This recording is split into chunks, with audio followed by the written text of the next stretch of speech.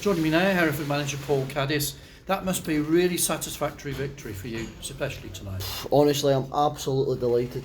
Delighted. I think you mentioned it, Keith, when we played Chorley, that must have been the best result for us, but tonight was to have, listen, I've got to say, Tom Pugh come in, we signed him late yesterday, he come in today, didn't know anyone, his work ethic was ridiculous.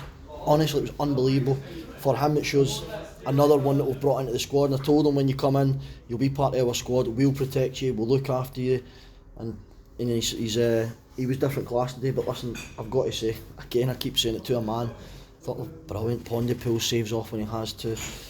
The back four defending the box for large parts of the game. Listen, I said to the lads in there, there's different ways of skinning a cat. There's no two ways about it. We weren't great tonight, but I've just had a very quick look at the chances. We probably had better chances without being great in possession. We had the one off the post, with a couple that flashed across the goal. But no, I'm really, really delighted. That's a big one. That's a big one. Well, as a side, what you have to do when you're faced with that is to match it. Determination, desire, application, all of the things that you were talking about in the summer, that suddenly seems to be falling into place. Yeah, and those are the words that we've got in our dressing room: hard work, character, desire. That's what will get us in this position. That's our bare minimum. That's our non-negotiables, as people speak about. I spoke to the lads before the game as well and said personality was a big thing tonight. We had 4,500 in the stadium on Saturday. It was bouncing from the get-go, and understandably it's far less this evening. So it was down to the players to try and drive that momentum, drive that feel-good factor from the off. But I've got to say, the supporters, you wouldn't think it was 1,900. You thought there was a couple more than that. But delighted for everyone at the club. But the mentality we've now got in the dressing room is, it's done. Tick it off. Let's go again Saturday. Must be encouraging for you that the crowd are reacting to that attitude, that desire and determination, as I say. Listen, it's like anything in life, Keith. If you go to the supermarket and you go and buy something for a fiver, you want it to be worth a fiver. It's like they come here and they spend their money. They want it to be worth, and they want to see players that are giving absolute everything for them. I make no promises we will not win every single game at home. I would love to. There'll be games where we are rubbish, or there'll be games where we're brilliant, but there will never once be a game where we don't give that hard work, that character, that desire, and that's something the players have got in abundance, and I'm delighted with them. You seem to have got the reward tonight for the game plan, which was to at least match Brackley toe to toe, every position, and if you lose the ball, get back. Yeah, and we do our shape. Listen, again, we don't lose. I don't think we've lost any goal this season where we've been played through. Our shape's brilliant. That's credit to the hard work of the players.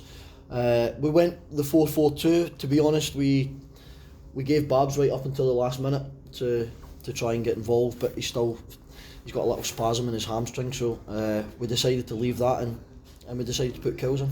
Yeah, first start for Jason Cowley for a couple of months. How do you feel he's getting back into it? Yeah, I said to you the other day, obviously we thought we'd preferred if we had more training opportunities, which we don't. So I spoke to Kills probably about 5 o'clock and just said, how are you feeling? He said, I'm at the stage I want to just play games, I want to get on the pitch. I can give you 60, 70 minutes. He gets to 60 minutes, he tells me before the game, I can give you 60 minutes, take him off at 60 minutes and starts complaining. That's him. I'm like, what are you complaining at? He's like, I want to stay on, but I'm trying to protect him, I'm trying to protect us as a club, but you see, he'll get there with his sharpness. He didn't really have any opportunities in front of goal tonight, but we're just delighted, absolutely delighted to have him back. Given the start of the season, you're now level on points with those teams in the playoff positions. Did you think that was going to come so quickly? I forecast it'd be probably December when you got most of your squad back. Yeah, listen, it's brilliant we're there, but nothing's been done yet. If you come back to me at the end of April, Keith, and tell me we're up there, then I'll be delighted. But again, I'm trying to switch that mentality. The football club, that's what we've done there is brilliant. But as of tomorrow, it's gone. Let's go up to Boston and get a positive result. Let's go again Tuesday night against Banbury. That's the mentality we've got to have here. That's a winning mentality, and that's what I'm trying to instill at the club. Now, I don't know if I'm talking out of turn, but I saw Paul Downing before kick-off tonight, and he said he's back training, and he reckons he could be available at the weekend at Boston. Yeah, he's going to do some max speed stuff. Obviously with hamstring, you always have to try and come through those tests. If he comes through that, then we'll make the decision if he's available or not. But We would love to get everybody back. We'd love to get Jordan Lydon back. We'd love to get Paul Downing back. We've obviously got Derricott's not far off now, probably 3-4 weeks away. Babos back. We just want to get as many fit players as we possibly can, because we know, especially November's a tough month. We've got another 5 games left now, I think. 6 games, we'll do 8 in total in November. So the more bodies we can get back, then the better. And Tom Pugh was saying Boston, obviously good facility. He was there the other week with Scunthorpe. Good ground to play on, good pitch to play on. So again, that must give you some encouragement. Yeah, a team that's, I think they're hybrid, aren't they? I think they train three long days in the week or something like that. So they got a lot of time together on the pitch. But listen, that's never put us off before. So we'll go up there and set up to try and win the game.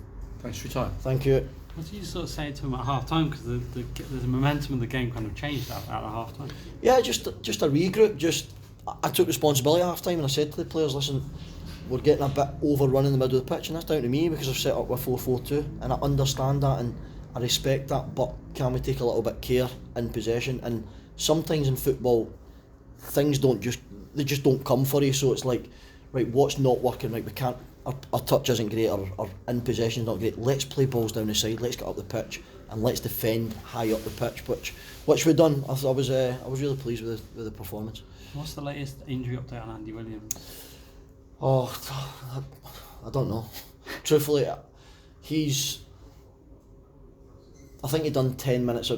Basically, last week he went and seen the surgeon again, or the specialist, the physio, and they'd asked him if he could try and complete 10 slow laps. I think he managed to get 1 lap in and he still felt it, so he pulled out. But he's progressed this week. It's weird because it's like 1 week he's struggling and then the next week he's progressing. Today I think he'd done about 12-13 laps before the game, just really slow, low intensity, and that's where he's at. And the respect I have for Willow, I've just almost like give him his space to let him get on with it. He's been working with James, the physio, and he's desperate to get back. Listen, he's probably one of the loudest voices you can hear inside of the pitch. He's shouting, he's constantly trying to drive the players, and he's using his experience, albeit he's still injured, but he's still an important part of the squad.